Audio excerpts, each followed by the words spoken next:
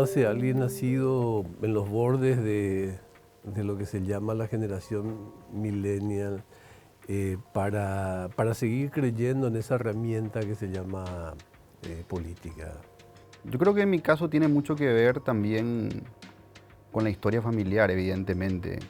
Nací en un hogar donde se habla de políticas prácticamente 24 horas. Y cuando no se habla de política, se habla de Olimpia, ¿no? Esos son los temas Lamentablemente en este último caso. Pero... que constituyen mi subjetividad y me atraviesan. Sí.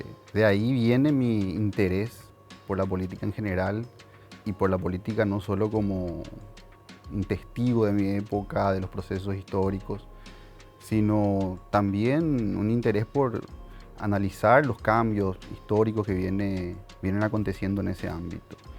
Yo soy consciente de que hay un proceso de despolitización muy grande en el mundo, de que tampoco creo que la política deba ser una instancia que totalice la vida social.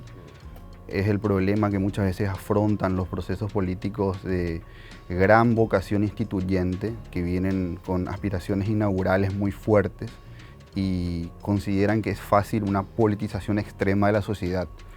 Soy consciente que la heterogeneidad del mundo, de nuestras sociedades, hacen que hayan otros temas de interés, otras preocupaciones, y que incluso la gestión, lo que hoy se denomina la gobernanza, la tramitación técnica de las demandas, no necesariamente deba pasar siempre por niveles muy altos de conflictividad y disputa por el sentido. Capaz que también tenga que ver porque la caracterización tradicional que hacemos de la política es esa representación burocrática de la política, ¿no? O sea, la política casi exclusivamente como el arte de representar las tareas de un partido político o representar las tareas de gobernanza, como bien decís, ¿verdad? Excluyendo el territorio de la política del resto de las actividades públicas, como tendría que ser, ¿verdad? Sí, y una de las razones por las que también se da esta reacción contra una idea burocratizada es porque ahí se consolidaron sentidos comunes, se consolidaron consensos que borraron también de alguna manera esta dimensión antagónica o antagonista de lo político, o agonal, como dicen algunos filósofos políticos. Ahí surge una reacción muy fuerte que hoy tiene expresión en el mundo por las diferentes variantes, por ejemplo, de los populismos, ¿verdad? Que yo creo que siempre hay que hablar en plural, porque existen expresiones populistas de derecha, expresiones populistas de izquierda. Y en Europa esto, por ejemplo, se da muy fuerte con el agotamiento del marco de expectativas que generó la Unión Europea. Me quiero quedar justamente en Europa, aprovechando también que abrevaste ahí tus conocimientos técnicos quizás más determinantes. Es un juzgamiento que hago porque fue tu etapa terciaria, ¿verdad? Europa da la impresión de ser, así como fue la fuente, digamos, de financiamiento ideológico de toda la política mundial, de vivir ya hace tiempo una etapa de desencanto, ¿no? Con algunos capítulos así muy concretos como nada más y nada menos que Gran Bretaña dando las espaldas a la integración. Sí, y que tiene antecedentes ya en los referéndums de adhesión a la Unión Europea que se realizaron y en muchos casos no fueron respetados. Creo que ahí se abre una gran brecha en Europa y ese desencanto de sectores muy amplios se sintomatiza hoy en día por el ascenso de movimientos políticos que de extrema derecha, que van, la novedad histórica es que van ganando, embanderándose y monopolizando incluso la rebeldía, la contestación, la transgresión. Temas que en la historia política de las ideas en el siglo XX siempre lo asociamos a la izquierda. Claro. Y eso producto de un centrismo. Es muy curioso, ¿eh? Producto de un centrismo entre una izquierda y una derecha justamente burocratizada que se limitaron a gestionar lo que organismos supranacionales como Bruselas dictaminaban, ¿verdad? En la izquierda también hubo intentos de subirse a esa ola, pero yo creo que fueron fracasando. Tenemos el caso de Podemos en España, tenemos el caso de Mélenchon en Francia, no lograron disputar a figuras como hoy son, por ejemplo, Marine Le Pen en Francia, o incluso ahora, recientemente está el ascenso de un escritor ensayista muy polémico, Éric Zemmour, que está disputando a Marine Le Pen ese espacio de una Francia identitaria, que reivindique su elemento más autóctono nacional. Y en España tenemos el fenómeno Vox. Claro, pero quizás, José Fernando, sucede esto también porque miramos, analizamos con mucha frecuencia, fundamentalmente en los medios de comunicación, estos fenómenos políticos más desde los administradores de la política formal y no tanto desde el fenómeno social de las comunidades. Allí es donde probablemente se estén generando las grandes razones de esos cambios de frente, diríamos, en fútbol, ¿no? Sí, tienen razones que son de diversos tipos, sociales, migratorias, debilitamiento del Estado Nacional, problema de las fronteras, los grandes flujos migratorios generan este tipo de posicionamientos y hay un avance evidentemente de estos sectores que empiezan a hablarle también a lo que ellos denominan la gente común, todo este sector que no ganó con el euro, no ganó con los últimos años de la globalización, que vive, por ejemplo, en Francia, en la Francia periurbana, como le dicen, en las provincias en donde no hay esa vida cosmopolita y esa inserción tan fuerte con el mundo. Es tierra fértil para el avance y también con los derrotados de los procesos de deslocalización de las industrias. Ahí es donde estos movimientos y partidos de extrema derecha logran interpelar a un sujeto político que siempre fue fiel a la izquierda, al socialismo, que son los trabajadores industriales. Estos son procesos interesantes, pero que no se limitan solamente a Europa. Tenemos en Argentina, por ejemplo, el reciente tenemos Milei, claro, que es otra los historia. Sí. Es muy interesante porque me encantan las referencias futbolísticas, ¿verdad? O sea, toda la formalidad política quedó en posición adelantada, digamos, en términos de fútbol en todos estos años al respecto de el surgimiento de nuevas corrientes, tanto así que hasta las propias formas de medición, hasta las propias formas de generar vaticinios de los eventos electorales más importantes han quedado fuera de foco. Lo que pasó en Inglaterra, lo que pasó en Colombia, lo que pasó en los Estados Unidos. Para mí es una excelente noticia esa, porque demuestra que hay todavía una contingencia, una incertidumbre y una indeterminación en el juego democrático.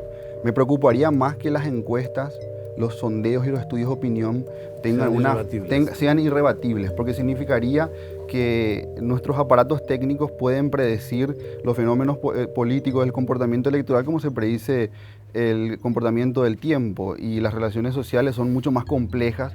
Yo creo que eso muestra que el elector, el ciudadano, todavía tiene un margen de acción, tiene todavía un capital en su poder, y que como decía Claude Lefort, la democracia sigue siendo un espacio vacío, un espacio que se ocupa y se llena, que está indeterminado en la ocupación que va a tener. La otra alternativa es que no sea tan promisora ni idílica la situación, sino sea exactamente colocar esta posición de ventaja en la otra orilla, de los tecnócratas, los tipos que manejan las redes sociales, los comportamientos y que salen del continente de los partidos políticos tradicionales. Sí, eso existe hoy en día, ¿verdad? Yo personalmente no tengo muchas simpatías con la vulgata durán-barbista, por decirlo de alguna manera. Tampoco hay que subestimarlo. Yo conozco el proceso de formación del partido del PRO y hoy Cambiemos en Argentina. Es un proceso largo que inicia con la crisis del 2001 en Argentina y que tiene en la incidencia en la formación muchos sociólogos y muchos especialistas en estudios cualitativos. Ahora, la microsegmentación, la realización intensiva de focus groups, la planificación del mensaje para diferentes públicos, todo esto, yo creo, más todavía en nuestro caso en Paraguay, es completamente ineficaz si no tiene una base real, si no hay un armado político concreto, efectivo. Uno puede desplegar una estrategia de este tipo, pero teniendo siempre como condición alianzas y actores políticos reales y concretos. El problema con este duranbarbismo, esta vulgata duranbarbista, yo creo, es que a veces parte de un casi presupuesto metafísico, que la realidad no existe, como dicen los posmodernos, y que uno puede de manera mágica, simplemente con ciertos instrumentos y con cierta codificación de datos, generar, producir simulacros de realidad. Y yo en eso no creo, ¿verdad? Creo que... Igual sea como sea, en Argentina, en los Estados Unidos, en Inglaterra y en diversos países, es inquietante que la inversión que tenga que ver con el arte de ganar las elecciones sea tan voluminosa, tan importante y tan por fuera, digamos, de la relación tradicional entre el elector y el elegido, ¿no? No, evidentemente las campañas políticas se han profesionalizado a un nivel altísimo. Y la antigua figura del intelectual, Patricia Funes, una historiadora que tiene un libro muy interesante, Salvar la Nación, y habla del rol de los intelectuales en el siglo XX y define al intelectual como una persona de saber inespecífico, no específico, que intervenía políticamente y bajaba lineamientos y escribía manifiestos y programas, y eso era la política. Evidentemente que estamos en otro momento de la historia y que esa figura del intelectual, portador de un saber inespecífico, pero con gran capacidad de escritura, de posicionamiento político, le sucede el experto, el que realiza una campaña electoral en base a criterios de eficacia. Y frente a eso, bueno, la política muchas veces se declina en sus aspiraciones más altas, en sus definiciones más, digamos, puristas, ¿verdad? Es increíble porque hasta podés figurarte el momento actual, y no me imagino que el futuro, del técnico administrando el discurso del político, ¿no? Y marcándole los tiempos y señalándoles en qué momento pueden exponerse y en qué momento no. O sea, es bastante surreal realmente, ¿no? Sí, son técnicas que pueden ser, yo creo, muy útiles, insisto, para ganar incluso elecciones. El problema con la política es que esa es una fase inicial. Claro. Ganar las elecciones a veces puede resultar incluso fácil. El problema viene el día después de la fiesta electoral. ¿Cómo ves el estado del arte de los partidos políticos, empezando por Europa y después en América Latina? Yo creo que en Europa, como hablábamos, hoy en día los partidos que definieron los clivajes del siglo XX, las socialdemocracias, los partidos de orden más conservador, tienen esa amenaza de los partidos de extrema derecha que vienen a interpelar a los derrotados o a los que quedaron en posición más desventajosa por la dinámica misma del mundo global. Ahí se está desarrollando, yo creo, un clivaje que muchas veces se da en torno a mayor o menor defensa del Estado-Nación frente a un mundo cada vez más globalizado, o qué hacer con el problema de la frontera, qué hacer con la ampliación o no ampliación de derechos individuales cada vez de mayor amplitud. Son cuestiones que Europa discute, qué hacer frente a un mundo que se reconfigura en base a otros polos de poder y en el que Europa va perdiendo predominancia. China, India, Estados Unidos, Europa como que se va cada vez desdibujando más y pareciera que queda como una reliquia cultural en un mundo en transformación, y la pandemia esto viene acelerando aún más, ¿verdad? Yo diría que por un lado eso, ¿verdad? Y en América Latina nosotros estamos viviendo un momento posterior. A lo cual, perdóname, a lo cual habría que agregar que la ruta de la seda no es solamente un fenómeno economicista, ¿no? No. Algún caballo de Troya vendrá dentro de tan voluminosa transferencia, ¿no? Uno ve a veces cómo China piensa el futuro, las obras de infraestructura que construyen, y la visión de largo plazo que hay ahí es algo que supera cualquier mirada de mediano plazo. Así mismo. Sí. Bueno, y países con sus años, ¿no? Sí. Fernández decía que los argentinos descienden en los barcos. En realidad el problema no es si descendemos de los barcos, de los montes, de los cerros, de la selva, sino aparentemente las dificultades que tenemos los latinoamericanos para entendernos como fruto de una multiculturalidad. Quiero empezar con ese tema social para después ir a lo político. ¿Cómo lo ves? Yo creo que nosotros estamos, como decía, en un momento posterior a lo que fue conocido como, bueno, hay diversas denominaciones, algunos lo llaman el consenso de los commodities, el ciclo populista, posneoliberalismo, que marcó toda la década del 2000, ¿verdad? Y había la esperanza, yo creo, en una integración latinoamericana, y muchos veíamos que esa integración podía posicionar a América Latina como un polo de poder capaz de relacionarse con otros bloques. Lastimosamente eso está en un retroceso flagrante, claro, ¿verdad? No, es muy fuerte como esa integración hoy en día no tiene continuidad, y yo creo que básicamente es porque no se forjaron instituciones que puedan trascender a los presidentes y líderes de turno. Las instituciones que emergieron como UNASUR, por ejemplo, nunca tuvieron verdaderos resortes institucionales para que haya incentivos e interés en seguir formando parte de ellos más allá de los presidentes de turnos y de sus ideas del momento, ¿verdad? Entonces América Latina se ve muy bien en la pandemia cómo no pudo actuar como bloque, por ejemplo en la provisión de vacunas, ¿verdad? No pudo coordinar estrategias comunes, y eso me parece que debe ser para mí un horizonte, por más de los retrocesos y de los fracasos de las experiencias pasadas. Yo creo en un mundo donde América Latina sea un polo al interior de un mundo multipolar. ¿Y cómo ves a los partidos políticos dentro de críticas y esperanzas quizás? Había un amigo que decía que desde los 50, desde los 40, desde el final de la guerra, particularmente de los 50, estamos anticipando el fin inminente del imperialismo yanqui, decía, ¿no? Y lo hacemos cada año.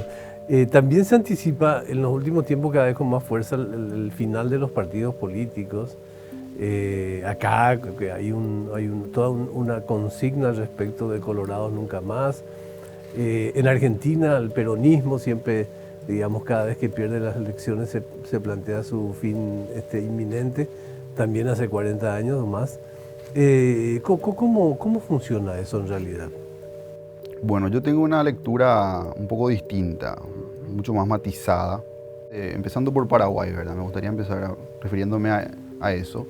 Yo creo que tenemos que comprender el proceso político desde una perspectiva de larga duración. Paraguay en 1989 inicia su primera y única experiencia democrática. Nosotros tuvimos todo un siglo XX, hasta 1989, marcado por la violencia política, por la inexistencia de la competencia electoral partidaria.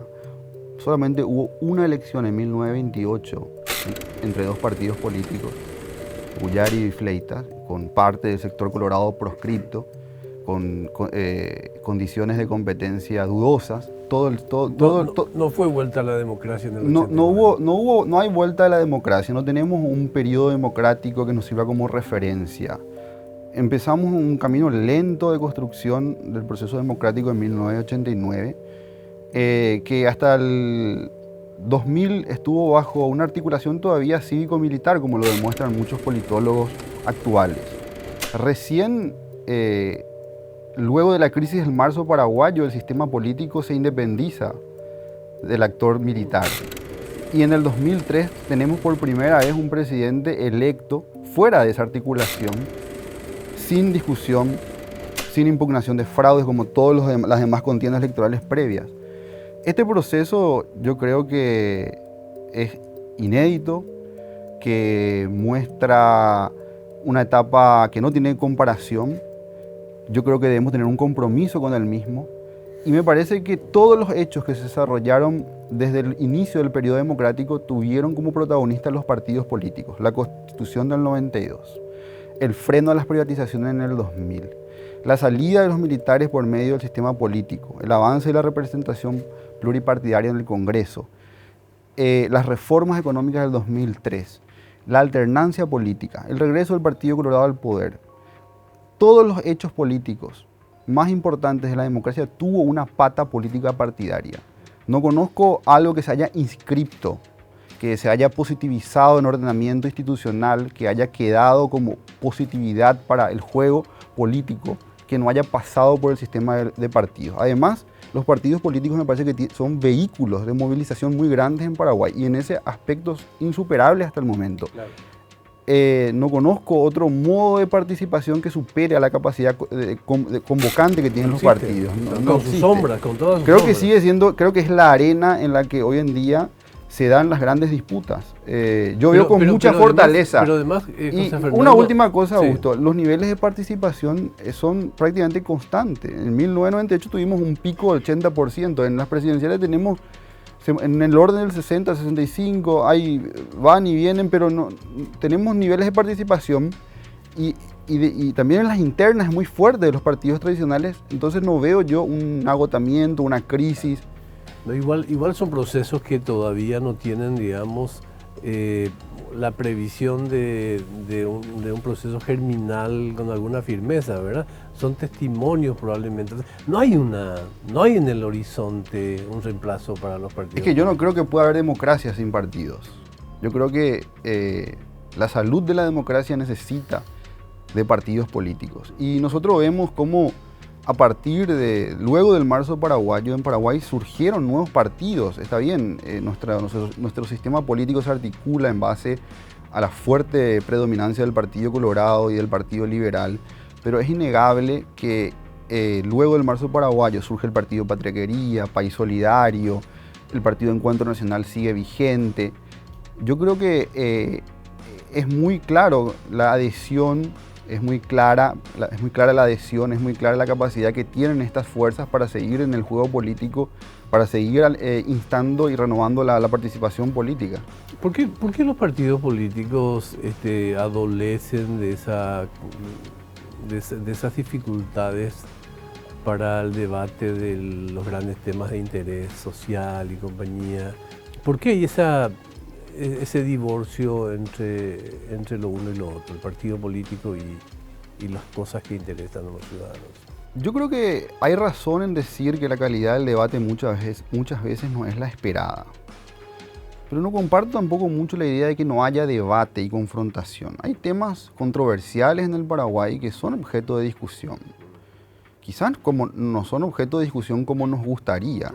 Mucha gente tiene la referencia nostálgica a cómo el personal político y la clase política del pasado discutía con mayor altura determinadas cuestiones, pero yo me pregunto... Vos le das, disculpame que te interrumpa, sí. Me parece interesante lo que estás planteando. O sea, para vos no tiene una cuestión así tan protagónica este versus entre la política intelectual versus el debate político de base. Yo creo que ese es había un dirigente, mirá que había un dirigente que perdió las elecciones en el 2018, que permanentemente cuestionaba la falta de educación de los electores, ¿no? Yo creo que esa es una lectura nostálgica de un pasado en donde efectivamente en el Paraguay había una mayor participación de los intelectuales, de los notables, esa referencia siempre nostálgica a la generación del 900. Yo soy un lector apasionado de estas figuras, ¿verdad? La historia del coloradismo se puede comprender sin Ignacio Apane, sin muchos intelectuales como estos, ¿verdad? Natalicio González.